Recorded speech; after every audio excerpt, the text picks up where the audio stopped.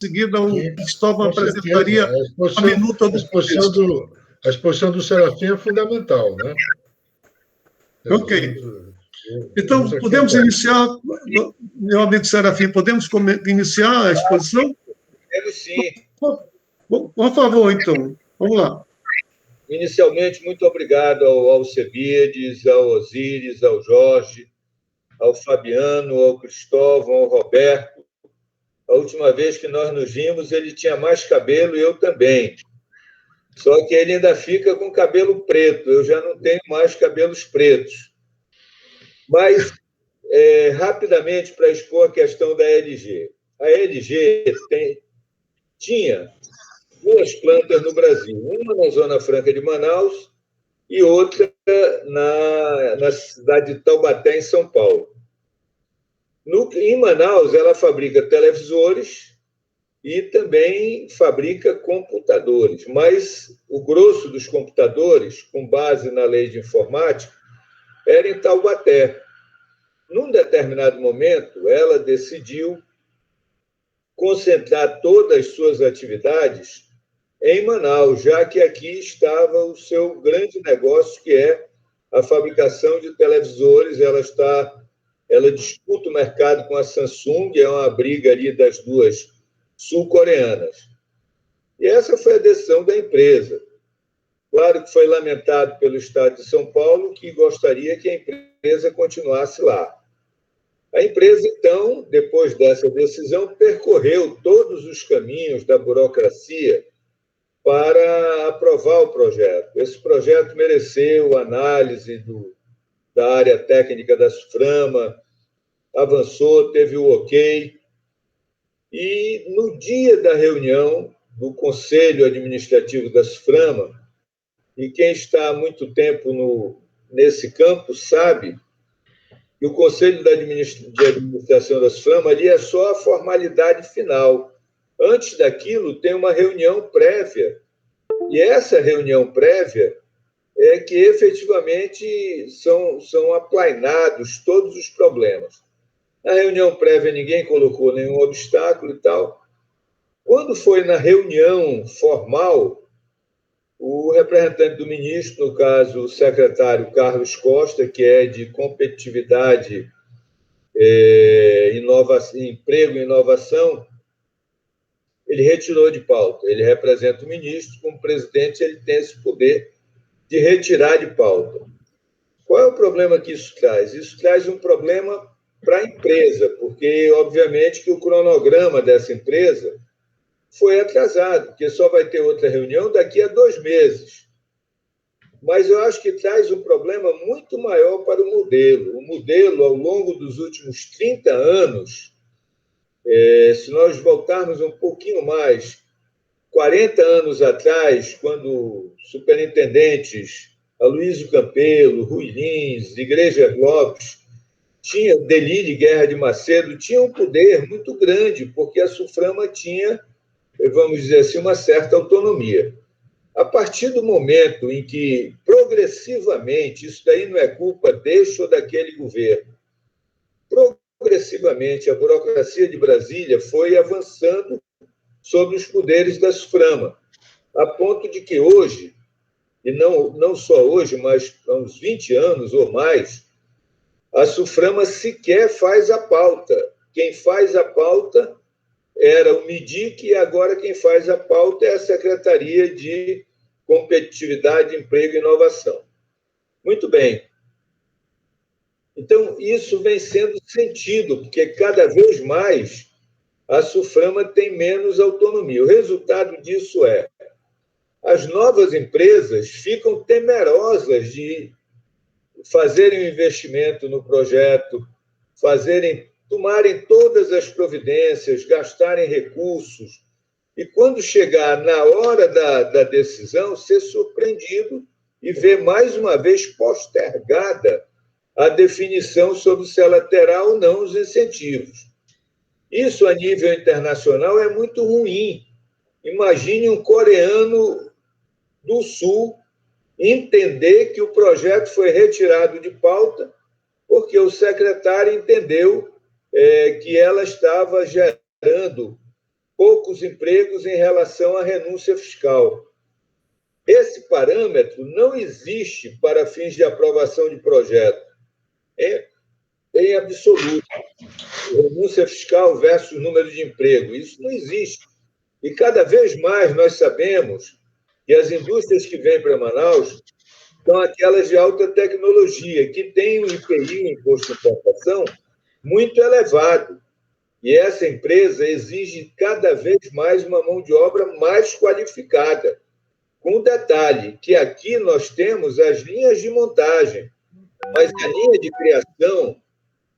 de criação está em outros países. Muito bem, mas é o que temos. Aí, na hora que se coloca esse obstáculo, da maneira como se colocou, isso gera insegurança jurídica, quer dizer, a empresa não sabe se ela terá o seu projeto apreciado, ao menos apreciado. Quer dizer, gera uma insegurança e isso contamina o modelo como um todo. Novas empresas terão dificuldades em vir, isso é sistêmico, contamina o sistema como um todo, e até as empresas estão aqui para diversificar, para tentar novas linhas, também ficam com o pé atrás. Então, foi isso que aconteceu, foi muito ruim, seja porque a empresa não vai vir no tempo que se esperava que viesse, seja também porque isso gerou um frenesi nos eventuais pretendentes e em outras empresas que estariam pensando em vir para cá. É bom registrar que nós, enquanto Amazonas, nós, enquanto Suframa, nós, no sentido amplo, nós praticamente não fomos buscar nenhum desses investimentos que estão aí na Zona Franca de Manaus. Muito poucos investimentos foram trazidos para cá, seja pela Suframa, seja pela Secretaria de Indústria e Comércio à época, depois pela Secretaria de Planejamento. As empresas vieram por ouvir falar, vieram porque a concorrente veio, enfim, por outras razões, não porque nós temos ido captar investimentos, o que eu considero, e creio que a maioria também considera, que isso é uma falha nossa. Nós precisaríamos ser mais agressivos na busca de novos investimentos. Então, amigos, era esse o painel, assim, a abertura, sendo bem direto, bem objetivo.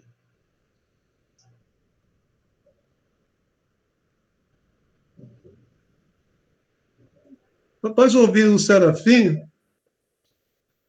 na proposta que eu apresentei, eu pediria que o companheiro Cristóvão apresentasse a minuta do documento elaborado pelo Serafim para apreciação. Seria possível, Cristóvão? Eu gostaria de criar a gente debatesse um pouco mais essa questão, porque pode ser que, inclusive, no documento final, nós tenhamos até mais agregado, que todos falam. O que vocês acham? Ou já querem ir direto para... Olha, veja bem, isso nós teríamos apenas uma inversão da discussão. Primeiro, nós teríamos um documento que pode contemplar a preocupação de todos, entendeu? Depois da leitura do documento, nós faríamos o debate, complementando o documento. Tudo bem. Objetiva a reunião, entendeu? Porque, veja bem, já tem uma minuta apresentada pelo Serafim, ordenada. O Cristóvão recebeu outras contribuições que ele condensou no documento. Nós faríamos a leitura rápida dessa minuta e os que estivessem interessados fariam as complementações e a discussão viria logo na sequência, entendeu? Perfeito. Tá? Não sei se o Cristóvão está participando já ativamente. Oi, Cristóvão. Parece que o Cristóvão saiu, né?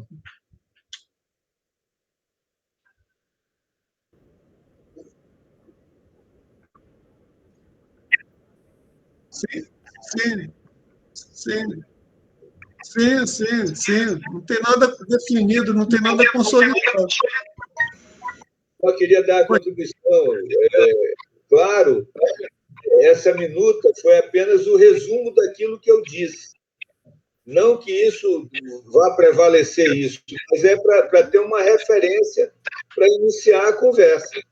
Isso. Sem querer pretender ter abordado.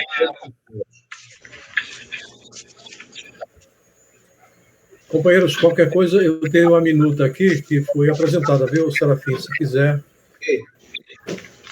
Sim, eu estava propondo que você fizesse a apresentação da minuta do documento elaborado pelo Serafim, já com as contribuições que você recebeu de outros companheiros, entendeu? E foram encaminhadas para ti. Me parece que o link deu permissão aqui, entrou mais companheiros, né? Hoje a internet está um pouco ruim em alguns pontos da cidade. Eu acho que devido à chuva também, né? Olha, já está Miquiles e já está também o Juarez Balduino, né? Está conosco. Os senhores querem que eu coloque o link do documento? O deputado Serafim, pode colocar? Por mim, pode colocar, não tem nenhum problema. Tá bom. Então, o documento foi mandado para a gente? Não, está sendo colocado em construção esse texto. Justamente algumas ideias estão sendo postas agora, certo? Então, seria bom que nós observássemos e dessemos a devida atenção ao documento, né? E posterior contribuição por escrito ou oral que a gente possa incluir no documento. Vamos analisar o documento e a gente faz as inclusões devidas, não é isso? Pode ser assim? Então vamos lá, né?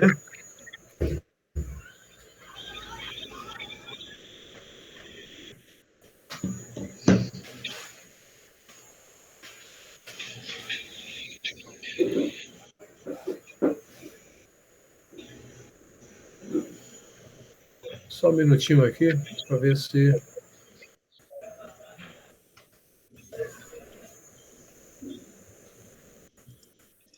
Quero aproveitar, boa noite, para aproveitar essa pausa e cumprimentar os amigos aí do Focus, cumprimentar o meu amigo Serafim, saudar todos e aguardar aí as colaborações e parabenizar pelo evento aí. Estou à disposição aqui. Obrigado. Só um minutinho. Seja bem-vindo, professor Juarez. É um prazer recebê-lo. Prazer meu, professor. Obrigado.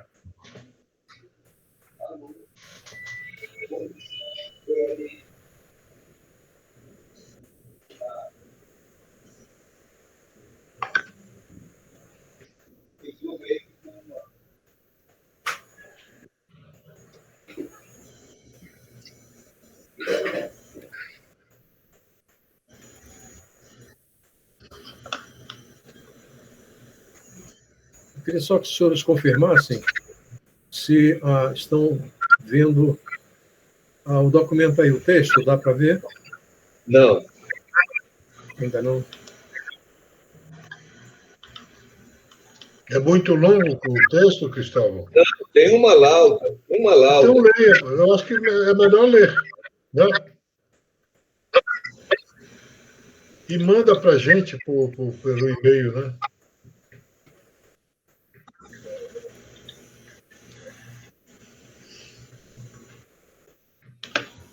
Está dando para ver aí o PDF do documento? Ainda não. Não. Bota no grupo. Bota no grupo, que aí a gente lê no grupo. Bota no Zap, no grupo do Zap, que a gente vai lendo e discutindo aqui. Eu botei no Zap do grupo. Beleza. Deixa eu colocar no Zap, então, do grupo, para facilitar, né? Eu já coloquei. Já.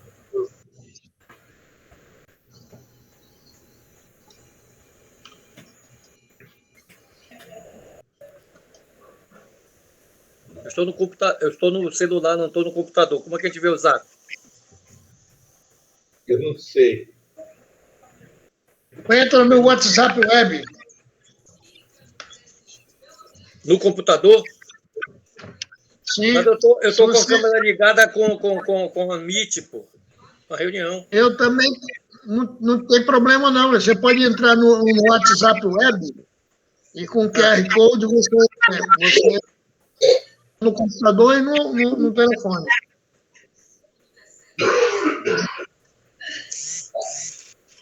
Eu tô com isso assim no momento agora. Ok, aqui no texto do grupo já tem um texto do Serafim Corrêa, né? Eu vou colocar a inclusão do outro texto em PDF, que foram as contribuições colocadas pelo Dr. Alcebiades, né?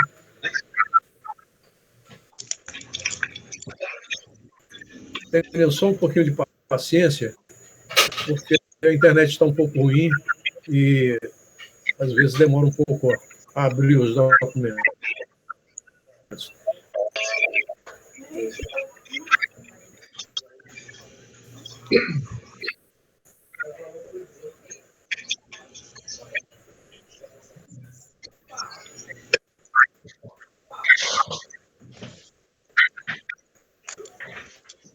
Jorge, teu microfone está ligado.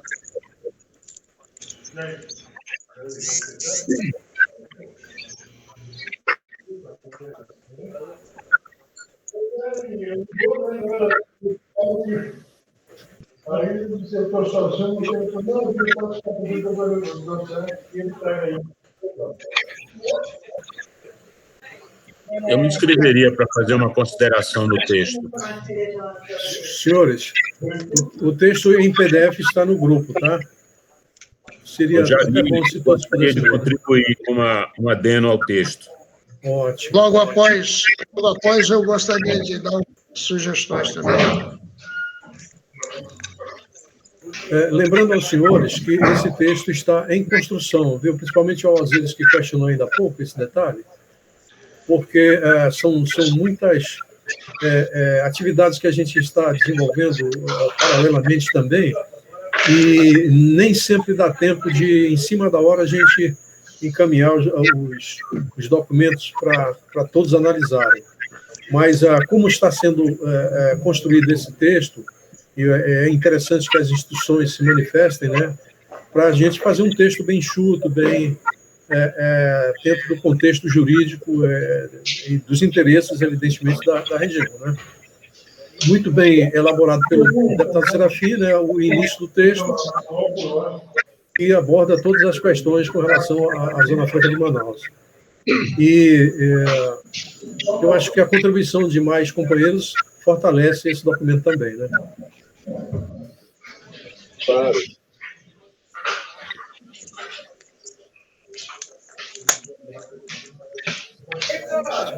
Acho que o Fabiano poderia, então, falar sobre essas inclusões, essas ideias, né, Fabiano?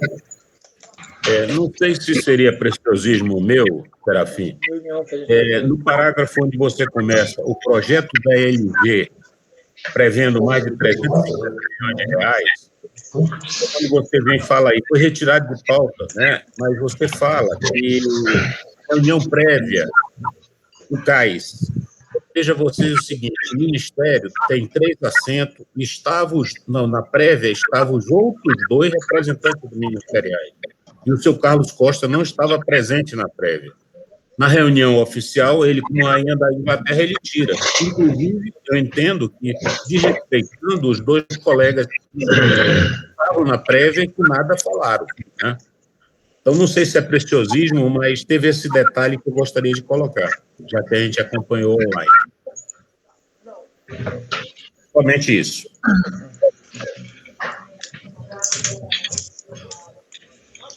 Bom, pessoal, eu vou então dar uma breve opinião a respeito. Considerando meus 50 anos de ação na Zona Franca de Manaus... Depois do Osiris, eu gostaria de me inscrever. Inclusive como secretário de Estado da Indústria e Comércio,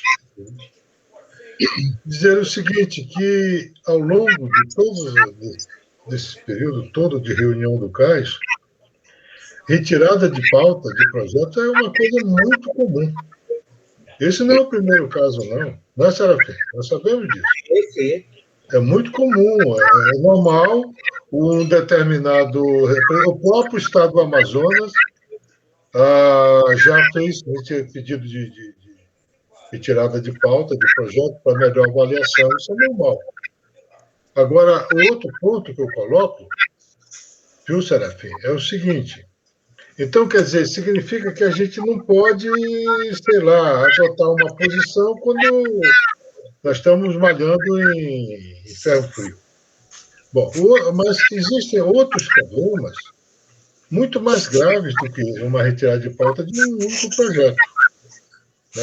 Por exemplo, a questão do PPB. Hoje eu estava lendo umas resoluções em que lá o órgão de Brasília rejeitando a proposta de PPB. Ora, isso é uma intervenção indevida, extremamente indevida, da iniciativa privada. O empresário, quando decide promover um investimento e vem para a Zona Franca de Manaus, o risco é integralmente dele. É integralmente seu o risco. O capital é dele. O governo não põe um centavo para nada previamente. O governo só concede o incentivo só passa a ter fluidez a partir das operações da empresa. Quando a empresa começa o faturamento. Aí que vai gerar o fato e sobre o qual os incentivos passam a concluir. Então, isso é uma interferência nociva, isso é muito mais nocivo, porque está limitando a capacidade de geração de projetos na Zona Franca de Manaus. E, por consequência, geração de emprego, de investimentos, etc, etc, etc. O que Brasília tem a ver com isso? Eu me lembro que no início, quando os projetos começaram a ser analisados pelo CTI, lá em São José dos Campos, o CTI nunca, como é que se diz, julgou negativamente qualquer projeto. Ele, no máximo, chamava para ajustes, promovia ajustes, chamava os empresários para promover os ajustes. E depois esse grupo do CTI montou o departamento de análise de projetos da SUFRAMA. O Coronel Ferola era o coordenador lá em São José dos Campos na época. Mané Rodrigues veio para Manaus por meio desse projeto e assim por diante. Então, quer dizer, eles não negociam. E para você negociar, você tem que ir a Brasília, quando a sede da SUFRAMA é Manaus. Então, no meu entendimento, há coisas, não só essa questão do PPB é só um exemplo também, que toldam hoje a Zona Franca de Manaus, que perdeu sua autonomia desde a época do governo Fernando Henrique Cardoso, e que o governo do PT inteiro passou ali prometendo restabelecer essas autonomias e não fez nada nesse sentido. E nós estamos hoje entregues, entende? Então, isso que o Serafim falou há pouco é a mais pura realidade. Quem vive o problema, Balduino sabe muito bem disso, que vive esse problema também, como consultor de empresa, entendeu? Então, quer dizer, nós não sabemos mais o que pode ser feito por meio da Superintendência da Zona Franca de Manaus. Osíris, eu concordo com você. Agora, o que o Alcebiades me pediu foi que fizesse um texto especificamente sobre esse assunto.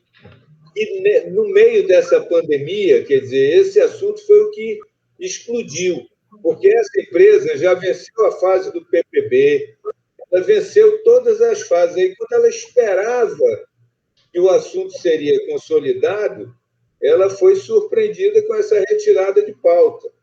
Quer dizer, qual é o receio? É que isso leve a um estresse nesse universo e termine acontecendo o seguinte: olha, então, bem, não adianta mais tentar mais, porque não tem PPB, depois que vence toda a Via Crucis, chega lá um conselheiro e ele resolve retirar e retira. Eu sei que isso é comum. Isso é comum no tempo de normalidade. No tempo de pandemia, quando qualquer projeto, qualquer coisa Está todo mundo de tapete vermelho no aeroporto. Ter esse gesto, ele é uma violência muito grande.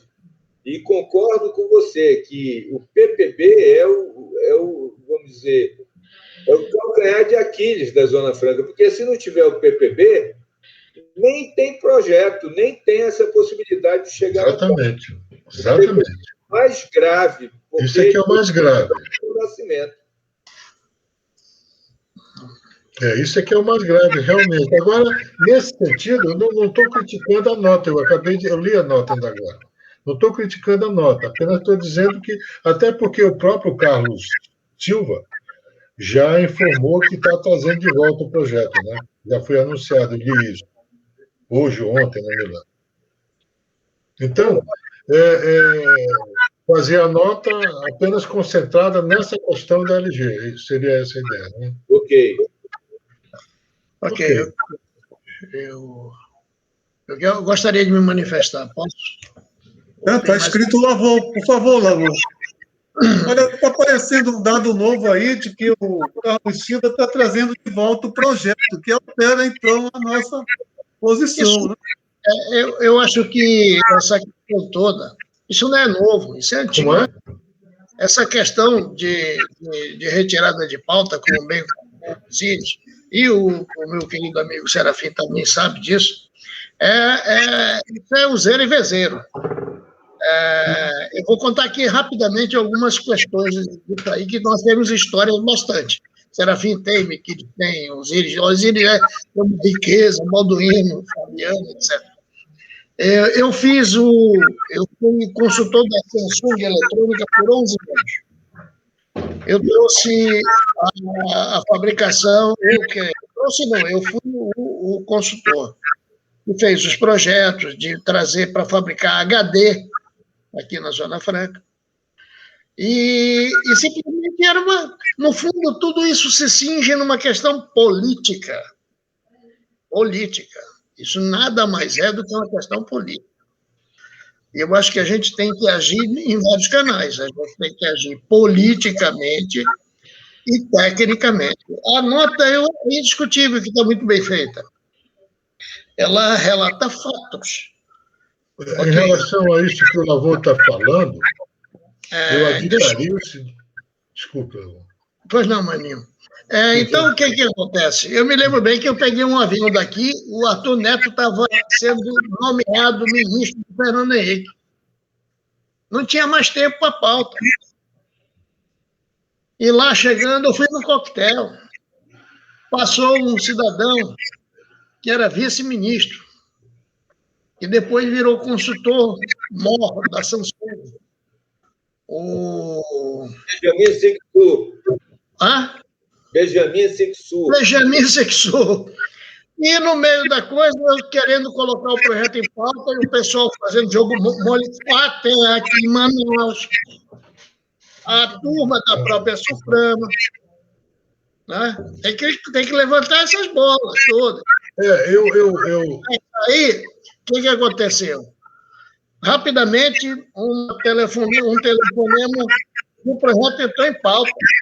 Pauta extraordinária. Até porque existem mecanismos de aprovação de referendo. Alguns projetos podem ser aprovados de referendo. É liberado para que a empresa comece a processar a sua caminhada rumo à Zona Franca e depois é referendada na reunião subsequente. Eu não sei como é que está aí essa legislação. Há diversos procedimentos a respeito. Muita coisa, né? E tem um elenco de coisas. Eu me lembro que eu trouxe uma empresa chamada Multidisc, uma empresa para fabricar CD. Na reunião do CODAN, uma empresa A, que eu não vou dizer o nome, tinha X%, a essa que eu tinha trazido recebeu metade do incentivo de CMS. O pessoal me segurou, dizendo que eu não ia falar, eu levantei, o Eduardo Braga era governador, disse, queria saber por que você dera metade para uma empresa e para outra.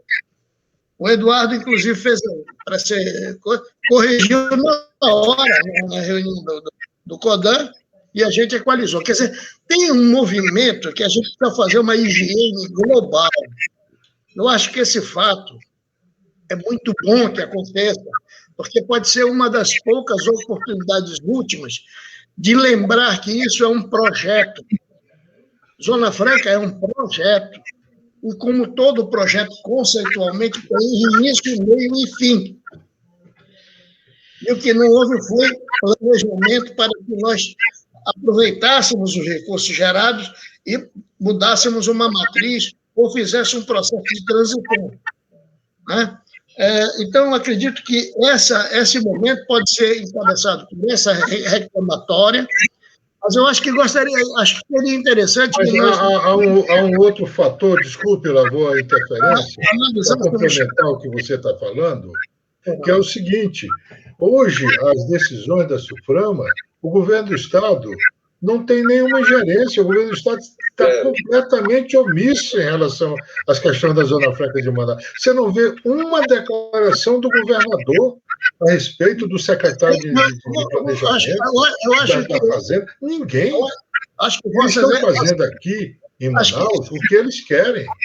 Nós simplesmente estamos afastados. A Assembleia Legislativa, salvo o Serafim, também ignora completamente a questão, a Câmara de Vereadores, deputados federais, senadores.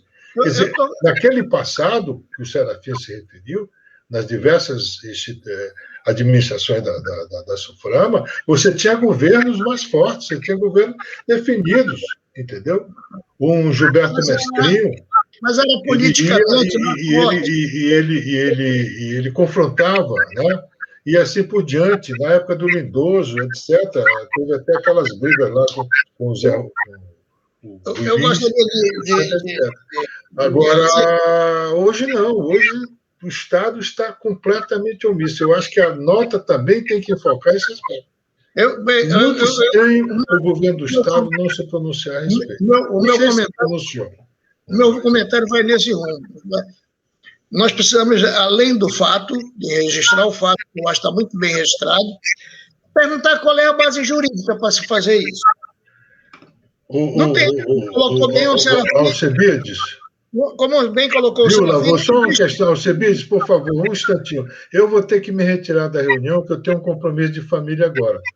Entendeu? Não posso mais prosseguir. Mas a minha opinião é essa que eu já manifestei, e depois eu pego a versão final do documento, entendeu? E participo dela. Tá ok, pessoal? Eu sugiro, doutor. Obrigado, então. E o amigo obrigado pela possa escrever. E sucesso nos debates. Eu gostaria de sugerir ao doutor Osíris que escrevesse, né, esse texto para a inserção no texto final. Né? Então, eu queria continuar. Perfeito. Então, veja bem. Eu gostaria que a gente aproveitasse o ensejo. Não adianta ficar falando do passado. Sobre o passado é o seguinte: os governos eram fortes, nós tínhamos governador, nós tínhamos políticos mais atuantes na esfera federal. Sim. Né? Muito mais atuantes na esfera federal, senadores e políticos. No Estado, hoje, é mais ou menos a posição do nosso amigo Serafim, é mais ou menos Don Quixote da Mancha, é brigar sozinho contra a energia, porque os pares dele são sofríveis para se mexer nesse assunto, porque também sequer conhece nem a legislação que criou a SUFRAMA, a maioria deles. Então, eu acredito que isso, no fundo, é uma ação política que já vem feita desde que a Zona Franca existe. A diferença é que, na época passada, o superintendente da SUFRAMA chegou a ter mais poder que governador. Né? As pessoas vinham a Manaus e iam primeiro falar com o superintendente, depois vinham falar com o governador, com exceção do Gilberto e o amazonino. Então, eu gostaria de propor que a gente aproveitasse isso e tentasse definir, por exemplo, não definir, mas propor alguns acertos sobre essa questão. PPB, a gente até precisa discutir isso mais aqui no fórum. Eu vou afirmar sempre, com frequência, PPB é coisa de... é piada. Ter processo produtivo básico aqui é piada. No passado, a CCE teve que ter fábrica de papelão, fábrica de circuito impresso e montar instrumento eletrônico. Ou seja, ela fez o inverso do mundo, teve que se verticalizar, né? Isso não existe. O Dailton Cabral, que está vivo, nosso amigo querido, ele teve que comprar máquina injetora para poder fazer a verbatinha injetada. Coisa para videocassete, para fita. Então, quer dizer, o modelo precisa de rejuvenescimento. Eu acho que isso pode ser o start de uma grande discussão que deságue na especialização do polo industrial de Rondônia. Esse modelo que está aí pode ser 4.0, 5.0, 10.0. Ele está na contramão de tudo.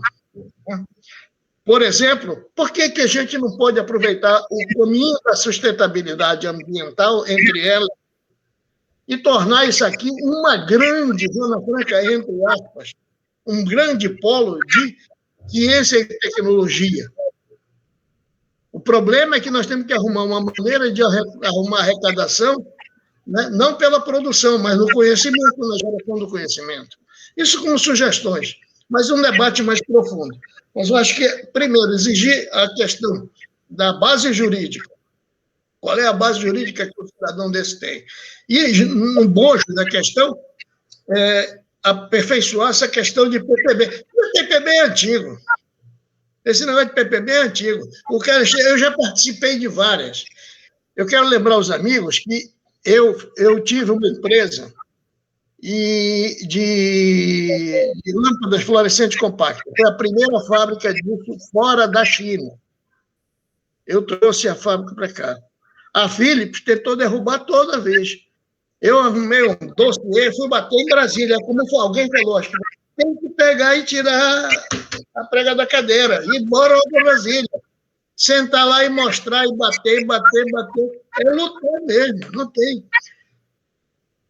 Vai ter pressão de São Paulo para levar para lá, vai ter que...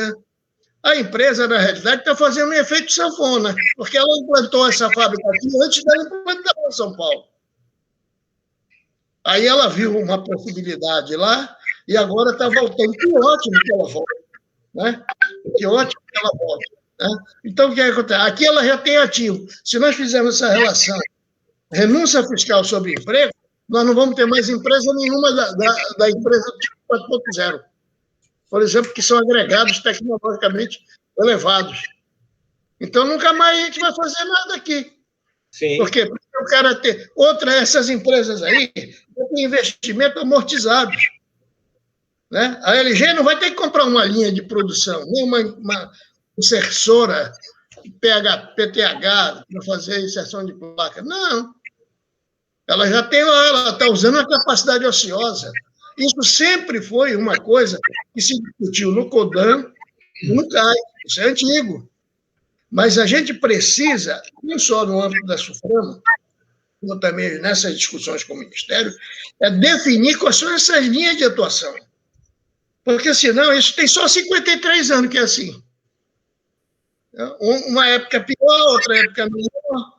Quando tínhamos mais políticos em Brasília com mais garra, com mais força, com mais competência política, a gente amortizava isso. Agora que a gente não tem, a gente está perdido. Eu acho que devemos aproveitar isso, que está muito bem feito pelo Serafim, e agregar mais uma série de outras questões que, no mínimo, levantassem uma necessidade de se criar um canal que a gente pudesse deixar as empresas trabalharem confortavelmente. Por último, eu quero lembrar que eu trouxe um projeto para uma fábrica na China, na época, uma fábrica chinesa. Ela queria fabricar de LED, foi a primeira fábrica de LED. O projeto ficou, naquela época da sua parado 1 ano para ela não reunir o CAI. E o cara com as máquinas dentro dos containers. Quando eu consegui dar processo no container, o cara disse, agora não quero mais. Então, aí acontece isso que o Serafim falou, que o Zinho falou. A gente perde oportunidades, isso afugenta lá fora. mas eu acredito que a regra do jogo ela está precisando de oxigenação, de burilamento, e não é culpar nenhum órgão, é um modelo que está estabelecido e que precisa ser redimensionado. Porque se não for assim, essa será só apenas mais uma tirada de pau. Aí o cara vai, como essas coisas acontecem, entre aspas, para esses retornos, isso aí eu prefiro não falar, né? Porque... Eu queria levantar uma questão de ordem. Tá? Tudo bem. Eu queria levantar uma questão de ordem. É que nós temos elaborado um documento com sugestões que foram viabilizadas depois da reunião que houve no CAIS. E me parece que é o foco principal dessa reunião de hoje, a tomada de decisões com relação a esse manifesto, que foi muito bem elaborado, iniciado pelo deputado Serafim, que nos honra, aliás, com a posição realmente lúcida, altiva, em defesa do desenvolvimento regional. A gente sabe muito bem a questão da Assembleia Legislativa, a qualidade dos nossos deputados, que realmente é péssima. Nós temos ali o máximo 2 ou 3 deputados que estão realmente na linha de frente, constantemente defendendo o Estado. O restante são firulas, desculpa a expressão mesmo.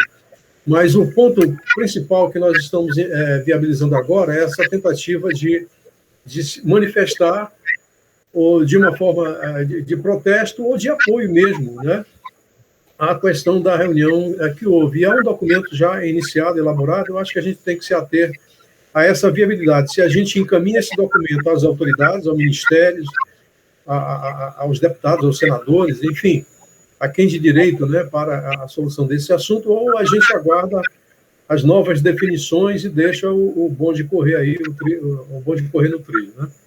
Então seria somente uma questão para a gente... Uma contribuição assim que possível, professor. Perfeitamente, tranquilo. É só para lembrar essa questão da aprovação ou não desse documento, né? Então, uma contribuição.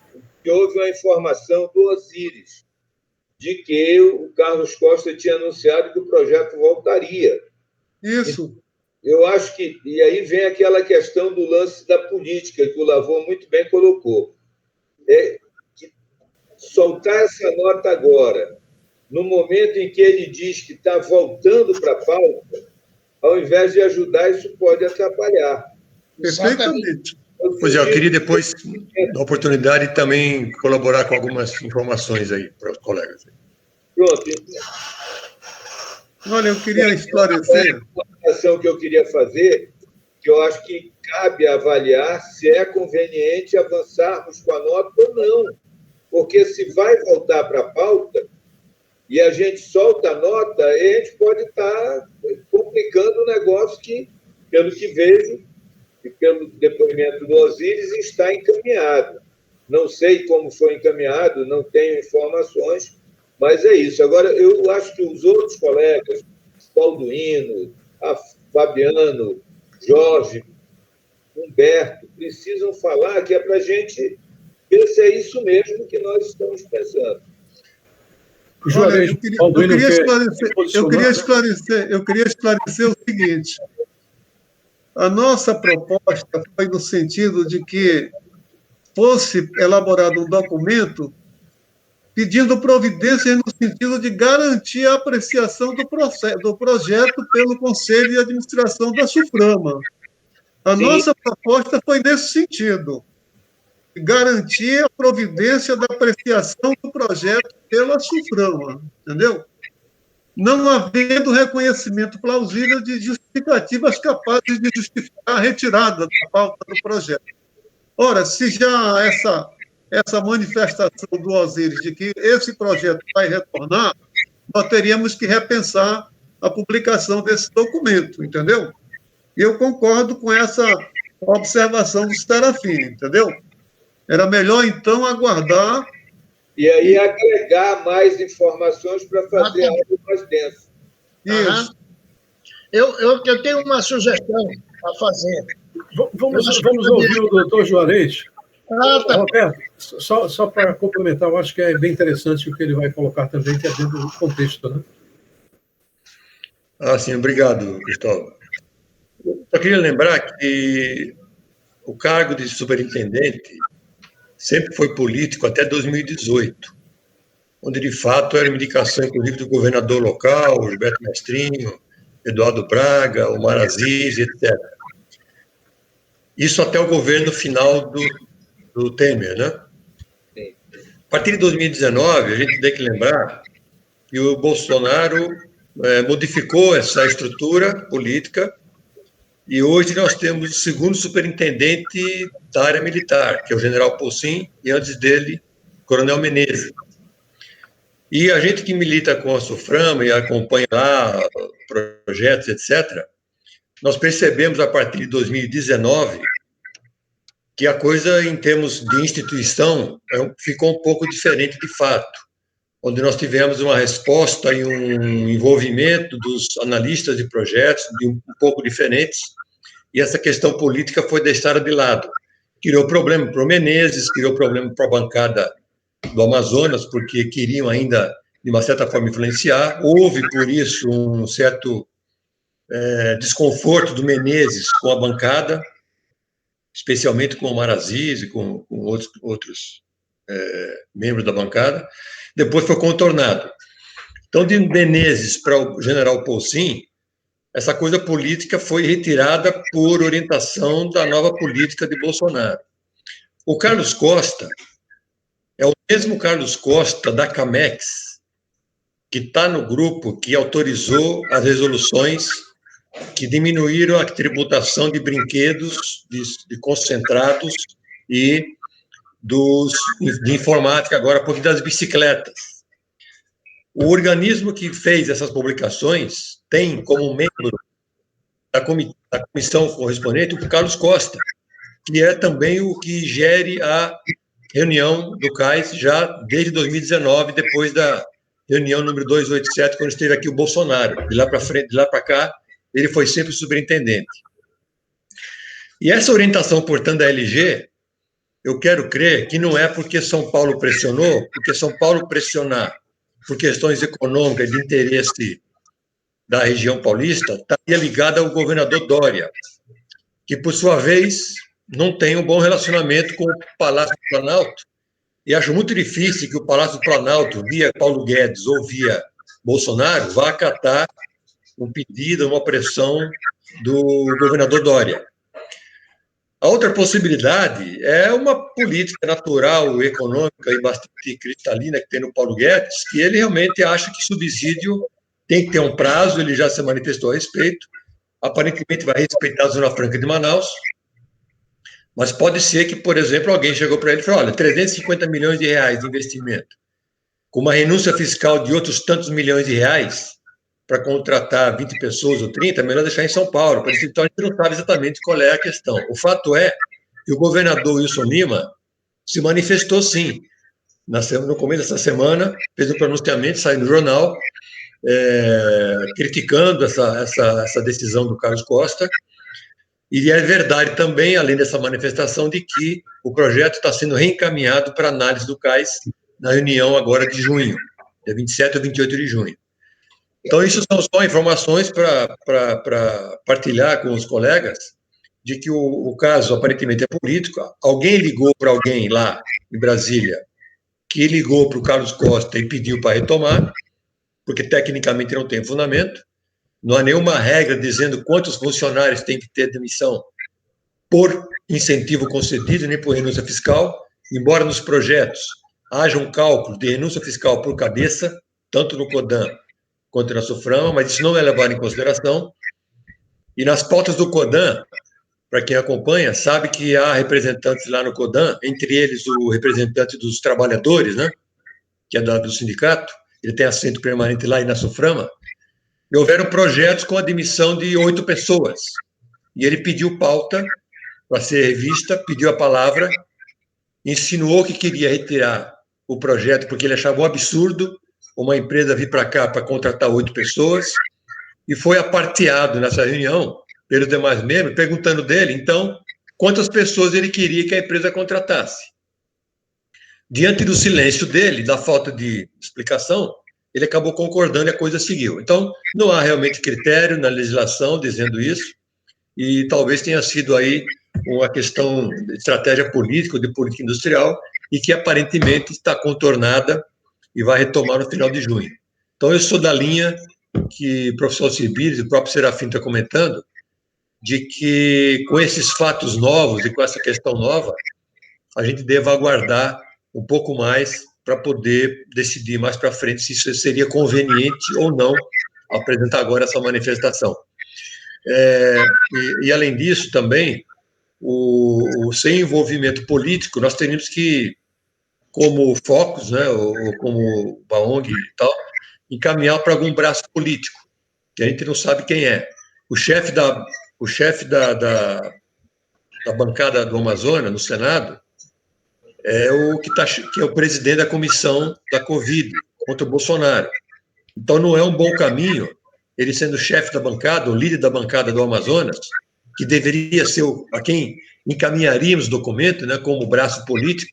Não adianta encaminhar para Plínio Valério, para um outro, porque a bancada tem que estar unida. Eu acredito que não há clima no momento, inclusive, pelo próprio personagem do Aziz, como pela própria condição lá de CPI, para encaminhar isso. Então, não é questão de votação, mas eu concordo com a posição do deputado Serafim e do Alcibiades, e traria essas informações para vocês também acompanharem como é que as coisas provavelmente estejam caminhando aí. Era isso. Obrigado.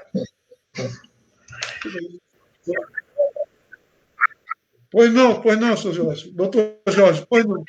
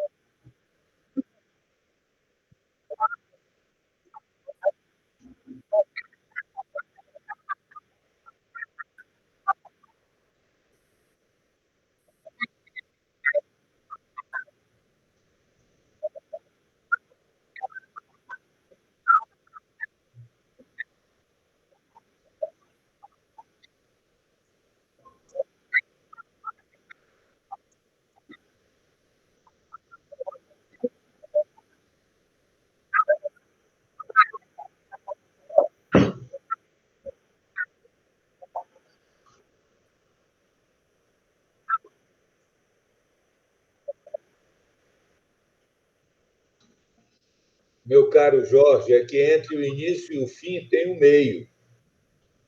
Está explicado por que se chega a essa conclusão. A razão que ele colocou para pedir vista, que ele não pediu vista, ele retirou de pauta, o que é diferente. Pedir vista é para examinar melhor e tudo mais. Ele disse que isso aqui ninguém vai votar, eu estou tirando de pauta porque eu posso. Quer dizer, ele abusou do seu poder discricionário de tirar de pauta. Ele pode tirar de pauta, ele é o presidente da reunião, e tirou de pauta. Da mesma forma que o Fux tirou de pauta a definição se a TR corrigia a dívida trabalhista ou não, ele tirou hoje de pauta uma coisa que se arrasta há 20 anos e que tem milhões de pessoas esperando uma definição do Supremo. Ele tirou de pauta. Então,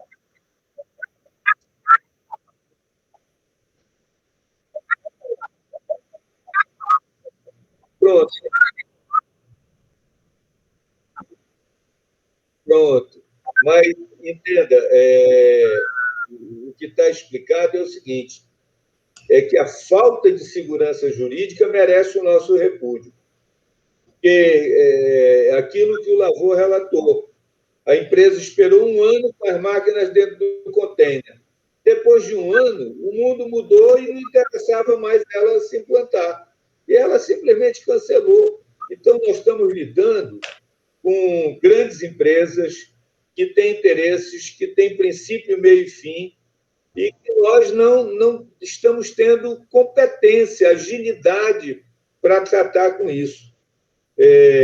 Quanto à questão que o Juarez colocou, eu entendo que tem que haver a inserção política, não precisa ser a nível, alguns níveis que foram, de interferência da SUFRAMA ser controlada por um grupo político que tem que seguir todo um ritual e tal, aí é ruim. Agora, o respeito político, com letra maiúscula, ao governador, à bancada, isso tem que haver. Eu confesso aos senhores que eu fiquei extremamente constrangido na reunião empresarial, em que o Coronel Menezes, logo depois que assumiu, chegou lá e apresentou umas coisas dizendo que a SUFRAMA era um antro de corrupção, porque quem mandava lá eram os políticos. E só tinha eu de político na reunião. Aí eu disse, presidente, eu só quero dizer que eu nunca nomeei um porteiro na SUFRAMA. Eu condeno essa prática. Agora, quando eu falei da tribuna condenando, eu disse o nome do santo. Eu disse quem era que estava controlando a SUFRAMA, quem é que estava desviando os caminhos da SUFRAMA. Então, eu gostaria que o coronel, da próxima vez, dissesse o nome. Como ele não quis dizer, eu vou dizer. Aí ele disse o nome. Aí ele ficou e disse, não, veja bem, sabe como é e tal. Aí ficou um clima meio pesado, mas ou eu fazia isso, ou ia parecer que era eu nunca nomeei ninguém na SUFRAMA, nunca tive interferência nenhuma na SUFRAMA. Olha, eu vou dizer quem é, mas hoje é presidente da comissão do Senado. Tá? Não vou dizer o nome de quem é, não, mas é presidente da comissão do Senado hoje, o cara aí. Pois é, mas tem que dizer o nome, agora ficar complicado, né? E aí eu queria então colocar mais uma vez a questão. Eu atendi a várias solicitações que foram feitas no sentido do Focus se manifestar a respeito dessa matéria. Pedi ao deputado Serafim que elaborasse uma minuta objetiva, simples, de uma nota do fórum. Nós temos agora novas informações. Eu tenho a impressão que o consenso recomenda que não seja emitida nenhuma nota em relação à questão. Deveríamos aguardar um pouco mais. O que poderíamos fazer aqui é marcar uma reunião para tratar da Zona Franca de Manaus, todos os seus aspectos positivos e negativos, entendeu? Eu acho que é o momento. Até nós temos mais esclarecimento com relação à realidade da SUFRAMA, da Zona Franca de Manaus, entendeu? Então, minha proposta, objetivamente, é no sentido de nós sustarmos a elaboração e publicação desse documento, aguardarmos, então, o que vai acontecer. Eu estou vendo aí que tem muitos fatos envolvendo essa questão, políticos, econômicos, desgaste de políticos, etc, etc, etc. Minha proposta, objetivamente, é que a gente suste a publicação desse documento e aguarde os fatos que vão ocorrer. E logo em seguida, então, nós poderíamos propor um estudo sobre a realidade da Zona Franca de Manaus, para maior conhecimento de todos. Essa era a minha proposta. Eu ratifico a sua colocação. Eu até colocaria, se fosse possível, de conseguirmos o contato com o general Pouzin, para ele estar conosco no webinar, né? Eu quero fazer uma colocação sobre essa questão, Cristóvão. Eu acredito que o momento não é a gente escutar o que a SUFRAMA faz. que a SUFRAMA faz, nós temos aqui o Fabiano, etc, etc. Eu acho que um segundo momento, talvez trazer o general, ou quem quer que seja comandando a SUFRAMA, para escutar propostas que tenham sido discutidas no Focus e que nós vamos encaminhando propostas para a SUFRAMA se oxigenar. É a sugestão que eu dou. Porque chamar agora vai ser aquele famoso desfile. A SUFRAMA ou qualquer órgão, quero deixar bem claro, é o melhor dos mundos. E a gente sabe que todas as instituições têm oportunidade de melhorias, né? Então, acho que se a gente tem aqui uma ideia do que deveria ser a Zona Franca de Manaus, discutamos nós, vamos formatar isso e a gente chama o superintendente para ofertar a ele um documento ou uma proposta já na mão. Essa é a minha sugestão. Eu gostaria de fazer uma colocação.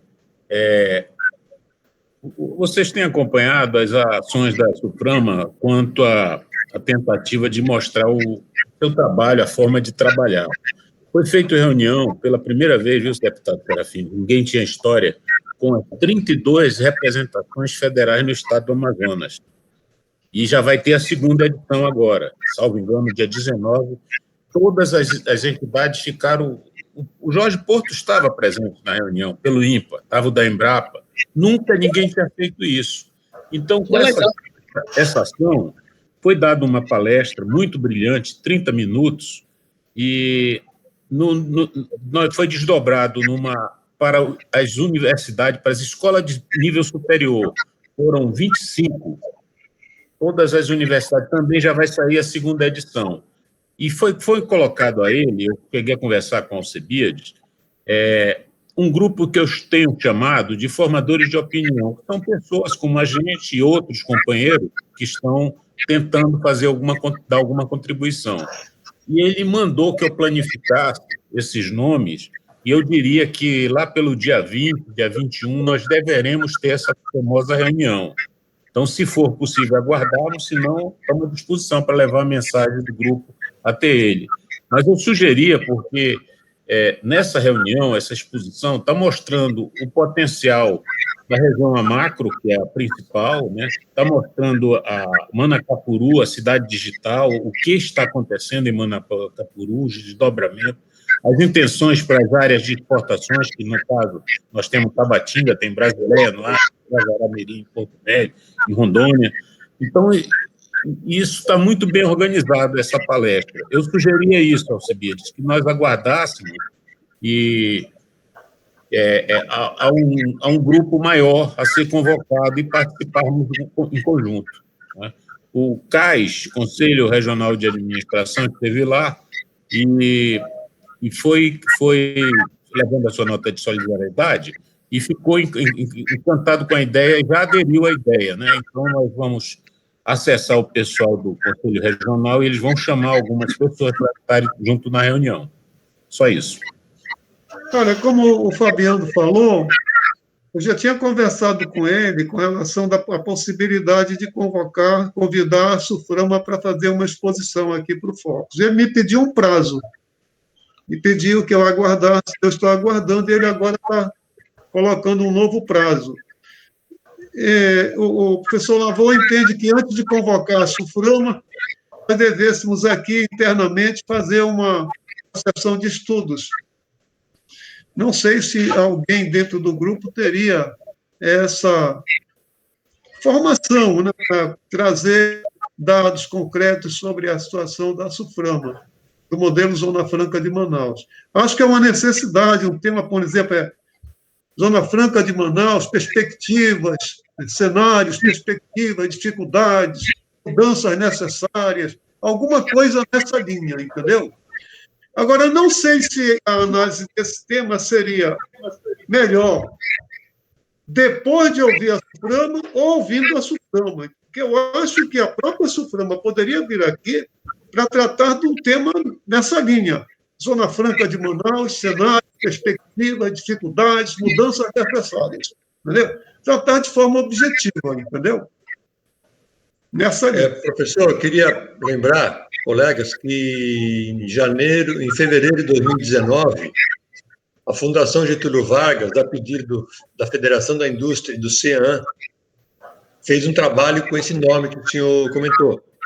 Zona Franca de Manaus, perspectivas, oportunidades e até de futuro também. Esse trabalho foi apresentado aqui em Manaus, em alguns órgãos, e ele fez uma radiografia da Zona Franca de Manaus com relação a efeitos sociais, salário, educação, perspectivas, futuro, falou do meio ambiente, inclusive. Eu acho que isso está pronto, está disponibilizado. É um diagnóstico, digamos assim, que eles fizeram em parceria com algumas empresas aqui em Manaus, e é uma peça hoje de referência, até porque a FGV é uma entidade de referência nacional, que também está nas mãos do general Poulsin, da SUFRAMA, e o próprio general Poulsin tem feito apresentações da SUFRAMA, com os dados dos indicadores e tudo mais. Então, para falar de SUFRAMA, acho que ninguém melhor que o general Poulsin. Ele tem tudo isso pronto. E para falar sobre perspectivas, nós temos esses trabalhos, podemos dizer que são da academia, né? Que é Getúlio Vargas. Há trabalhos também aqui na UFAM a respeito disso, que poderiam ser compilados. Ou seja, nós talvez não precisemos criar no Focus um grupo de trabalho para repassar ou para coletar o que já está pronto, está disponível, está validado pelos doutores que prepararam, que pode ser um ponto de partida na direção do que o senhor está falando. E entendo que o objetivo, pelo que eu entendi, é apresentar ideias, como o professor Roberto Lavor falou, apresentar alguma coisa. Então, o diagnóstico já tem, a SUFRAMA já tem, os trabalhos da Getúlio Vargas e do Piantã e outros já têm esse diagnóstico, e caberia ao Focus, se for o caso, discutir sobre o que propor, né? Exatamente. E também saber que a CEPLAN, SEDEC, hoje, lá do secretário Jório, já tem o plano 2030, está em execução, tem muita coisa já em andamento na região, nas regiões diversas do Amazonas, e aí estamos falando do Amazonas e não da Amazônia. O trabalho da GV também é estadual, não é da Amazônia, é o que nos interessa, embora a SUFRAMA abranja uma área muito maior, mas, na verdade, o nosso objetivo aqui está circunscrito ao estado do Amazonas, né? Então, o material já tem, e acho que é possível que a gente possa evoluir nessa direção. As perspectivas e os projetos vão passar por essa questão de segurança jurídica, outras questões, mas eu acho que já temos o pronto, como o senhor comentou, para formatar algum tipo de colocação que o Focus queira apresentar.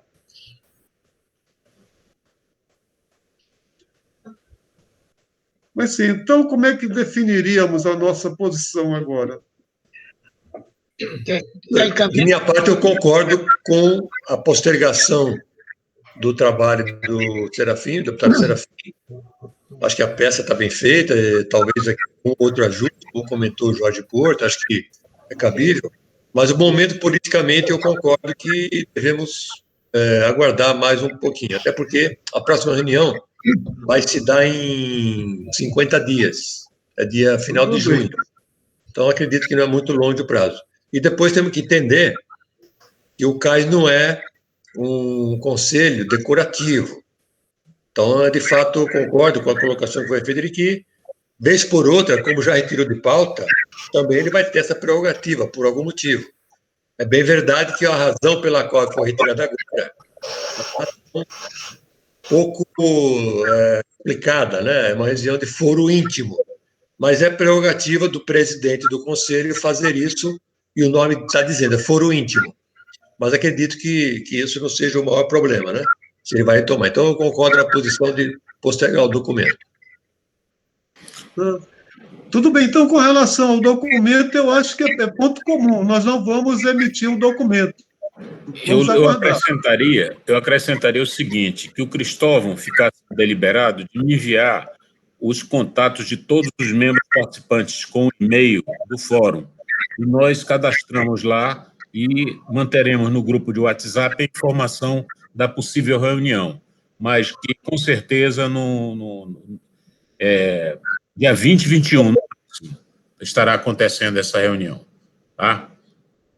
Olha, eu queria submeter uma proposta. E nós aproveitássemos para tratar dentro do Focus a respeito desse tema. A Franca de Manaus, mudanças necessárias, cenários, obstáculos, dificuldades, etc. E eu queria aproveitar, então, a presença do meu amigo Serafim para propor que o Serafim, como é especialista nessa área, tem trânsito fácil nessa matéria, ele nos propiciasse uma sessão de estudos a respeito desse tema com a presença de todos nós. Eu, deputado Serafim, seria possível, daqui a algum tempo... Eu me comprometo a fazer, mas eu precisaria organizar minimamente um roteiro para a gente pontuar, até para ir dizendo, olha, o cenário hoje é esse, tem essa e essa diversidade, o que se vislumbra é isso, e tem isso, quer dizer, poder sistematizar essa conversa. Eu prefiro dizer que é uma conversa, que nós, de uma forma ou de outra, vivemos o assunto e podemos contribuir. É claro que talvez eu veja mais pela ótica tributária, outros vejam mais pela ótica de logística, outros pela ótica social. Aí cada um tem o seu olhar. E eu darei a minha contribuição. Peço apenas um tempo para eu poder montar esse material. Ok. É porque eu entendo, pelo menos na minha avaliação, que eu estou um pouco mais distante dessa realidade. Nós precisávamos, dentro do fórum, discutir essa matéria, ter maior segurança com relação a essa questão, e depois, quando tivermos uma exposição da SUFRAMA, junto ao fórum, nós estaríamos capacitados para discutir, entendeu? Então, teríamos previamente uma sessão de estudo nossa para tomar conhecimento dessa matéria, aprendermos, depois, então, irmos para uma discussão com a SUFRAMA. Entendeu? Só para complementar, doutor Cebides, eu gostaria de sugerir também.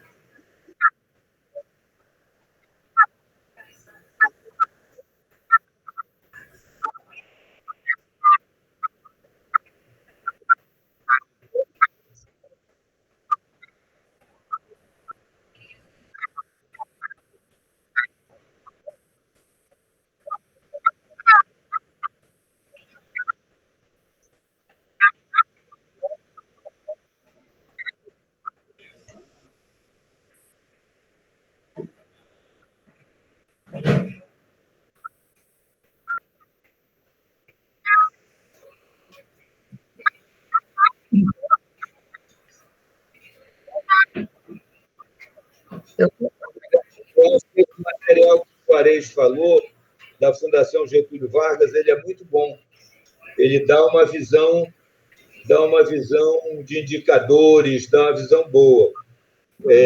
No meu entender, a parte que me cabe é assim, fazer um pouco o resgate histórico para a gente entender por que surgiu a Zona Franca, qual é o contexto que surge a Zona Franca, o que estava por trás da guerra, a Guerra Fria na época.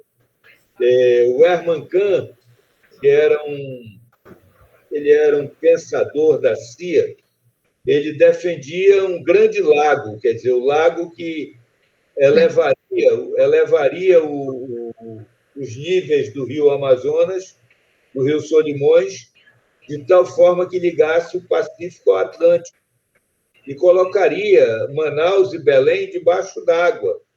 Então, aí tinha duas formas de reação. Uma é de que a Amazônia tinha que ser conquistada pela pata do boi, que era a linha que vinha na Belém-Brasília, né? Que era encher de boi aqui a região, de tal forma que aí não houvesse a possibilidade de fazer o lago, porque ia perder a boiada, vamos dizer assim. E de outros que pensavam diferente, que diziam que a Amazônia não seria conquistada pela pata do boi, mas pela presença do homem, aí no sentido mais amplo, homem no sentido bem amplo, homem, mulher, sociedade, pensamento, classe política, Tanto que aí o primeiro gesto que é feito, e um dos pensadores que ia nessa linha era o Arthur César Ferreira Reis, aqui em Manaus o Samuel Benchimol, em Belém vários outros, foi que se implantasse a Universidade do Amazonas. Ela existia numa lei de 1962, proposta do então deputado Arthur Virgílio Filho, sancionada pelo Tancredo Neves, que era o primeiro-ministro, o Brasil era parlamentarista naquela época, e pelo presidente da República, que era o Jango. Mas hoje, se você entrar na UFAM, não tem uma sala com o nome do Jango, nem uma sala com o nome do Tancredo. Mas foram eles que criaram o projeto do Dr. Arthur Virgílio Filho enquanto deputado federal. Mas aí, em 65, houve a decisão política de implantar a universidade como uma forma de criar essa massa crítica, de criar cultura. Até mesmo o estádio Vivaldo Lima foi construído dentro desse contexto, que era o seguinte: olha, a CBD, a época era CBD, o presidente João Avelange, se obrigou a que os jogos do Brasil com Venezuela, Colômbia, Peru, seriam feitos em Manaus, que era uma questão de integração nacional, de criar cultura, o sentimento de brasilidade. E eu, um dia em campanha eleitoral, isso no século passado, lá no Amapá, pelo Capi, lá no Oiapoque e tal, nós encontramos um monte de menino, todo mundo com a camisa do Flamengo. Eu digo, pô, o Flamengo integrou mais do que todas as... Aqui no Oiapoque, você encontrou flamenguista, era um negócio aqui inusitado. Mas, efetivamente, é isso. Então, a ideia que se contrapunha era essa. Na sequência, veio a Operação Amazônia, que foi o navio Rosa da Fonseca que veio para Manaus. O presidente veio com os ministros, aqui embarcou governador, embarcou empresários, e vieram empresários de Belém, foram descendo o rio até Belém e discutindo a Amazônia. Aí saiu a reformulação do Banco de Crédito da Amazônia, saiu a criação da Sudana, aquele modelo, saiu a criação da Zona Franca de Manaus, o projeto das estradas, que era o Programa de Integração Nacional, uma série de coisas. Teve coisas que deram errado? Teve, mas a Zona Franca de Manaus foi uma coisa que deu certo. Então, se nós não tivéssemos a Zona Franca, nós não seríamos nem Porto de Lenha que o IBAMA não ia deixar. Então, tem um histórico para a gente poder chegar e aí ver a origem. Se nós formos mais atrás, nós vamos ver a origem de toda essa confusão. Está no Tratado de Tordesilhas, que o Brasil era só uma nesga de terra que ficava com a beira do mar. E essa era a Amazônia, era a parte portuguesa do continente. O restante inteiro era espanhol. Mas aí os portugueses fecharam a foz do rio, lá em Macapá, Belém e Gurupá, não deixaram os espanhóis entrarem, não deixaram os franceses, os ingleses e nem os holandeses, que eles subiram e foram conquistar lá as Três Guianas. E nós entramos aqui pelo meio, fechamos lá em cima com o forte em Tabatinga, para não deixar que os espanhóis entrassem, como depois nunca mais entraram. O Orellana entrou uma vez, saiu, quando ele tentou voltar, os portugueses mataram ele lá na Foz. E não acertaram o caminho de volta dos espanhóis por onde ele entrou para chegar no Rio Solimões. Então, isso em rápidas palavras, mas se você pegar de lá para cá, o Brasil sempre procurou tirar o máximo da nossa região. Tirou a borracha, e foi com as cambiais da borracha que São Paulo construiu seu Parque Fabril.